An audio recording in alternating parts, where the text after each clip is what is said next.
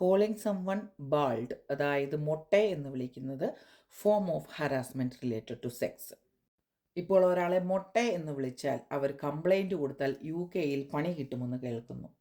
അതുപോലെ തന്നെ തള്ളെ എന്ന് വിളിക്കുന്നവർക്കും അങ്ങനെ ഒരു റൂൾ കൊണ്ടുവരണമെന്ന് ഞാൻ കേരള ഗവൺമെൻറ്റിനോട് അഭ്യർത്ഥിക്കുകയാണ്. ബിക്കോസ് ഈ തള്ളെ തള്ളെ തള്ളേന്ന് കണ്ണും മൂക്കും മുന്നും പിന്നും നോക്കാതെയുള്ള വിളി ലേഡീസിൻ്റെ മനോവീര്യത്തെയാണ് തകർക്കുന്നത്. തള്ളയെന്ന് വിളിക്കുന്നത് also it's a form of harassment related to sex. മിക്ക സ്ത്രീകളുടെയും കണ്ടിന്യൂസ് കംപ്ലൈൻറ്റും പരാതിയും വിഷമങ്ങളും ആകുലതയും കണ്ടാണ് ഈ ഒരു വീഡിയോ ചെയ്യണമെന്ന് എനിക്ക് തോന്നിയത്. ഇംഗ്ലണ്ടിലാണോ UK-യിലാണോ യൂറോപ്യൻ കൺട്രീസിലാണോ അതോ കേരളത്തിലെ ഏതോ കുഗ്രാമത്തിൽ വർക്ക് ചെയ്യുന്നതാണോ എന്ന് നമുക്ക് കൺഫ്യൂഷനായി പോകും. ഇതുപോലുള്ള വിളികളും വർത്തമാനവും മലയാളീസിൻ്റെ വായിൽ നിന്ന് കേൾക്കുമ്പോൾ നമുക്ക് കൺഫ്യൂഷൻ, നമ്മൾ എവിടെ വർക്ക് ചെയ്യുന്നതെന്നുള്ളത്. അത്രയ്ക്ക് ഒരു സംസ്കാരമില്ലാത്ത സംഭാഷണങ്ങളാണ് മലയാളി യുവാക്കളിൽ നിന്നും യുവതികളിൽ നിന്നും കേൾക്കാൻ പറ്റുന്നത്. തിരുവനന്തപുരത്തുകാരിപ്പോൾ വരരുത്, ഞങ്ങൾക്ക് കഴിഞ്ഞ പ്രാവശ്യം സെയിം ഇതുപോലൊരു വീഡിയോ ഇട്ടപ്പോൾ പറഞ്ഞു, തിരുവനന്തപുരത്തുകാർ പറഞ്ഞു ഞങ്ങൾക്കിത് നോർമലാണ്, അങ്ങനെയാണ്. ഞാൻ അവരെക്കുറിച്ചല്ല പറയുന്നത്, വർക്കിംഗ് പ്ലേസിലുള്ള വിളികളാണ് ഈ പറയുന്നത്. ഒരു കാരണവും ഇല്ലാതെ ഇങ്ങനെയുള്ള ഇത് ഒരു അബ്യൂസായിട്ട് തന്നെയാണ് കണക്കാക്കേണ്ടത്. വർക്കിംഗ് പ്ലേസിൽ ഒരു ഇഷ്യൂ ഉണ്ടാകണ്ടെന്ന് കരുതി എല്ലാവരും, അതായത് മിക്കവരും മൗനം പാലിക്കും. പക്ഷേ അവരുടെ മനസ്സിലുണ്ടാക്കുന്ന ഒരു വിഷമം അല്ലെങ്കിൽ അതിൻ്റെ ആധിക്യം എത്രയാണെന്ന് നമുക്ക് പറഞ്ഞറിയിക്കാൻ പറ്റാത്തതായിരിക്കും. മലയാളി സമൂഹത്തിൻ്റെ ഇടയിൽ വർക്ക് ചെയ്യാൻ ചാൻസ് കിട്ടിയിട്ടില്ലാത്ത ആൾക്കാർ ഇവിടെ വന്ന് ഇംഗ്ലണ്ടിൽ വന്ന് മലയാളി സമൂഹത്തിൻ്റെ അല്ലെങ്കിൽ മലയാളി ആൾക്കാരുടെ ഇടയിൽ വന്ന് വർക്ക് ചെയ്യുമ്പോൾ ഇതുപോലുള്ള സംസാരങ്ങളും ചീപ്പായിട്ടുള്ള പ്രവൃത്തിയും വർത്തമാന ശൈലിയും കാണുമ്പോൾ ഞെട്ടിത്തെറിച്ച് നിൽക്കാനേ പറ്റത്തുള്ളൂ. കാരണം കംപ്ലൈൻറ്റ് കൊടുക്കാൻ പോയാൽ അവർ ഒറ്റപ്പെടും.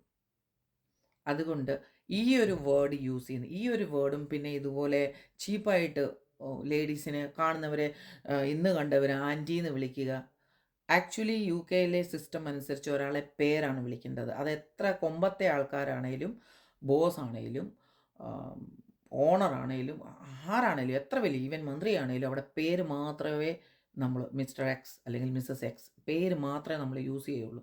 ഇതുപോലെ ആൻറ്റി, അങ്കിള്, തള്ള, ചേച്ചി, ഇതൊന്നും വിളിക്കത്തില്ല നാട്ടിലെ പോലെ. പക്ഷേ ഇവിടെ ഞാൻ പറഞ്ഞില്ലേ, നേരത്തെ പറഞ്ഞതുപോലെ നമ്മൾ കൺഫ്യൂഷനിലാണ്. നമ്മൾ കേരളത്തിലെ ഒരു കുഗ്രാമത്തിൽ നിൽക്കുന്ന പോലുള്ളൊരു ഫീലിങ്സാണ് മലയാളികളുടെ ഇടയ്ക്ക് വർക്ക് ചെയ്യുമ്പോൾ.